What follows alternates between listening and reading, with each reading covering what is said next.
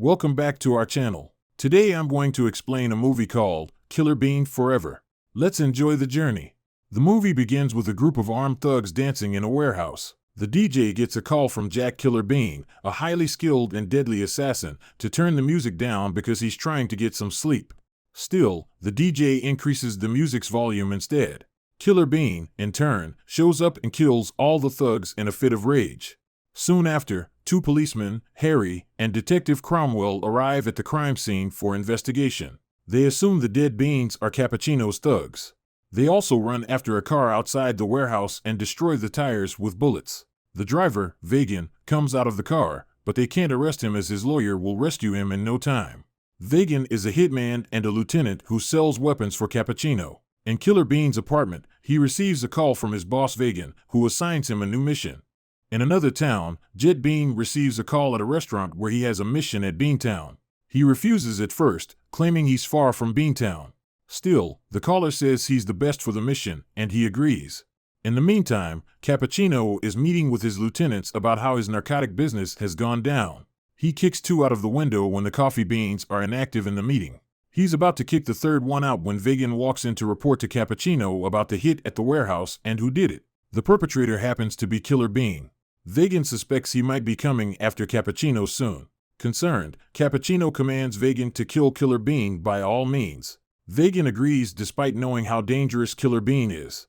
At the police station, Detective Cromwell receives a call from Harry, who explains that the tire tread sample at the crime scene is made from silicon steel fiber alloy. It is only used on high-performance cars, it's common, but it's also hard to come by. The result of the gold bullets used says it expands and deforms on a high impact. It leaves little on the way in but bigger holes on the way out. The bullets have Killer Bean's signature, but it is relatively untraceable. Harry adds that the words on the street are that Killer Bean is a vigilante. They both agree that Killer Bean is after Cappuccino, which means he and Detective Cromwell have something in common. When Killer Bean arrives at Cappuccino's warehouses, he makes a dramatic entrance to an empty warehouse, meeting only a note stuck to a chair informing him he is late. Killer Bean is suspicious of the note. When he reaches for the note, gunshots are fired at him from a mysterious coffee bean on the rooftop of the adjacent warehouse. Killer Bean and the other coffee bean on the rooftop engage in some gunfire battle that doesn't involve the death of either of them. Later, Killer Bean then enters a bar to have tequila and tonic and asks the bartender to turn the TV up, where he hears Detective Cromwell answering the interview questions about the rumor of a vigilante in town. Meanwhile, Detective Cromwell drives to the warehouse, where he sees signs of violence. He also sees Killer Bean in the bar across the street. He approaches Killer Bean to investigate the hit at the warehouse, but Killer Bean recognizes that he's with the police. Detective Cromwell proposes to Killer Bean to help him get Cappuccino, but Killer Bean refuses, as Cappuccino is his booze and he cannot betray him. They threaten each other a bit before the detective leaves after the bartender points a gun to both of their heads. Detective Cromwell waits for Killer Bean outside to ask him who Shadow Bean is after he picks up the note Killer Bean received earlier. Detective Cromwell points a gun at Killer Bean's head, but Killer Bean puts it away as he points his guns at Detective Cromwell. The detective leaves, saying they'll settle it later. In his car, Detective Cromwell calls Harry to tell him about his encounter with Killer Bean and also informs him about the note he finds in front of Cappuccino's warehouse. Harry enlightens him about the shadow agency hired by the government a decade ago to take out national threats. He says Killer Bean might be one of them, though he thought the agency was disbanded. Killer Bean arrives at another of Cappuccino's warehouses and makes a dramatic entrance, as usual, to the middle of four coffee beans drinking beer. They all shoot at him, but he kills them. Meanwhile, a gang of coffee beans sprouts out, firing at him. One of them calls their boss, Vagan, for backup, and he says he will send the mercenaries. Before they arrive, Killer Bean takes out all the thugs in the warehouse. Meanwhile, Detective Cromwell is watching the action from the rooftop.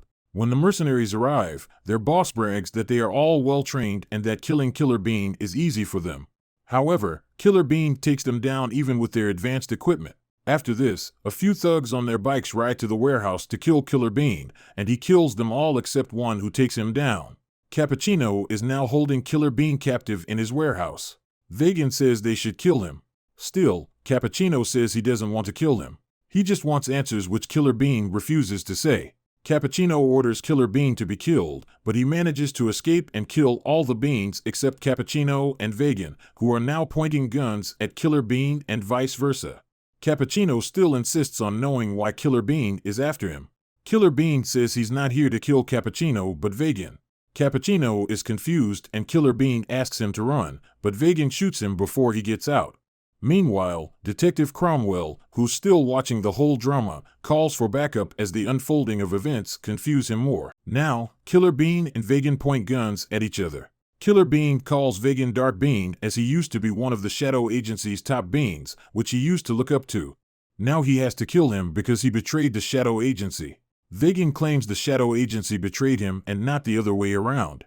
Killer Bean reveals Vegan destroyed the agency's database and stole years of intelligence work. Killer Bean is disgusted that Vegan went from policing the world to running guns for a too-big gangster. Vegan counters him saying the agency used to work with the government to protect the citizens, but now they are privately controlled. This makes them just guns for hire providing services for the highest bidder. He says anyone with the right amount of money can buy the talent of Shadow Beans. He left the agency because he was asked to deliver guns for the same group of beings he was trying to take down. He reveals he's working for Cappuccino because he has his own agenda, getting into the gun business. He also tells Killer Bean that the Shadow Agency wants them both dead. However, Killer Bean doesn't believe him, so he kills him. By this time, Detective Cromwell's backup already arrive, and they all surround Killer Bean. Detective Cromwell wants Killer Bean to work with him so he can learn more about the Shadow Agency's plans, as Killer Bean is also a Shadow Bean. Killer Bean refuses at first, saying he's no more Shadow Bean, but he later agrees to help Detective Cromwell after he offers to help him get a place to stay for the night and other to keep him safe from the Shadow Agency. Detective Cromwell puts Killer Bean in a cell at the police station, claiming it would keep both of them safe. At the crime scene, the police are scanning for some evidence when Jet Bean arrives asking for Killer Bean. The police then arrest him when he kicks one of them. Getting to the police station, he breaks his handcuffs and fights his way inside by killing all the police. He then stops at Killer Bean's cell and throws him his guns.